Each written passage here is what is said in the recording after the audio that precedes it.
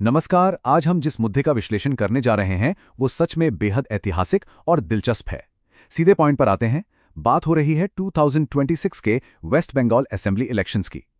इन चुनावों के जो आंकड़े सामने आए हैं उन्होंने न सिर्फ हर जगह हेडलाइंस बनाई हैं बल्कि हमारे भारतीय लोकतंत्र के एक नए अध्याय की शुरुआत भी की है। तो आइए इन हैरातंगेज आंकड़ों के पीछे की सच्चाई और इलेक्शन कमीशन ऑफ इंडिया यानी ईसीआई के आगामी कदमों को क्रमबद्ध तरीके से समझते हैं। चलिए इसमें थोड़ा गहराई से उतरते हैं। जरा इस नंबर को देखिए, 92.85%। ये अकेला आंकड़ा अपने आप में पूरी कहानी बयां कर रहा है। ये 2026 के वेस्ट बंगाल चुनावों का प्रोविजनल ओवरऑल वोटर टर्नआउट है। एक ऐसी संख्या जो सच कहूं तो चुनावी इतिहास में इतनी आसानी से देखने को मिलती ही नहीं है। सोचिए, लगभग 93% मतदाताओं ने घर से बाहर निकलकर वोटिंग की। ये सिर्फ एक नंबर नहीं है बल्कि लोगों की भागीदारी का एक ऐसा जबरदस्त प्रदर्शन है जो सच में हैरान कर देने वाला है और लोकतंत्र की जड़ों को मजबूत करता है। अब जो बात सबसे ज्यादा दिलचस्प है वो इन आंकड़ों की पिछले बेंचमार्क से तुलना करने पर समझ आती है। अगर हम 2011 के पिछले सबसे बड़े टर्नआउट से इस नए रिकॉर्ड को कंपेयर करें तो अंतर सच में चौंका देने वाला है। 2011 में ये आंकड़ा 84.72% था, जिसे उस वक्त अपने आप में एक बहुत बड़ा रिकॉर्ड माना गया था।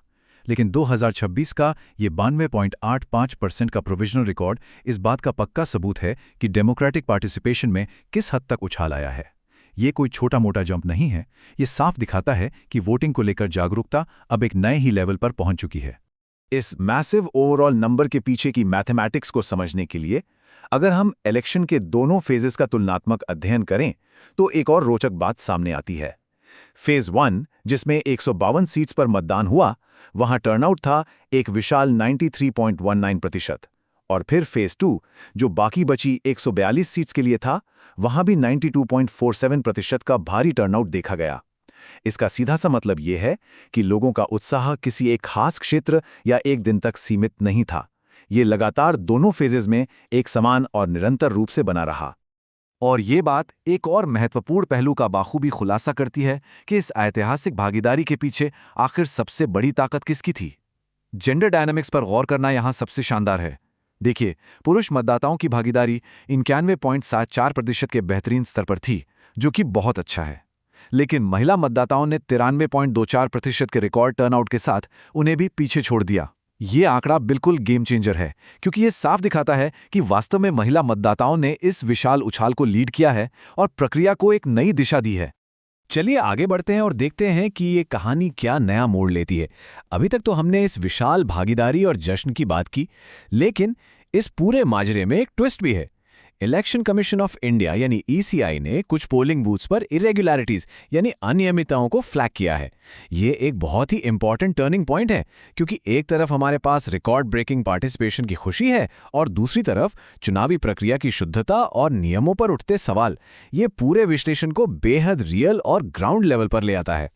अब जब ईसीआई ऐसी अनियमितताओं को चिन्हित करता है तो एक विशेष प्रक्रिया एक्शन में आती है जिसे कहते हैं रीपोलिंग। आसान शब्दों में कहूं तो रीपोलिंग का सीधा सा अर्थ है उन चुने हुए क्षेत्रों में फिर से वोटिंग करवाना जहां इलेक्शन कमीशन को प्रक्रिया में कुछ खामियां मिली हैं। ध्यान देने वाली बात यहां यह है कि ये किसी विशेष पक्ष का समर्थन या विरोध बिल्कुल नहीं है। ये चुनावी निष्पक्षता बनाए रखने के लिए उठाया गया एक प्योरली प्रोसीजरल और तकनीकी कदम है।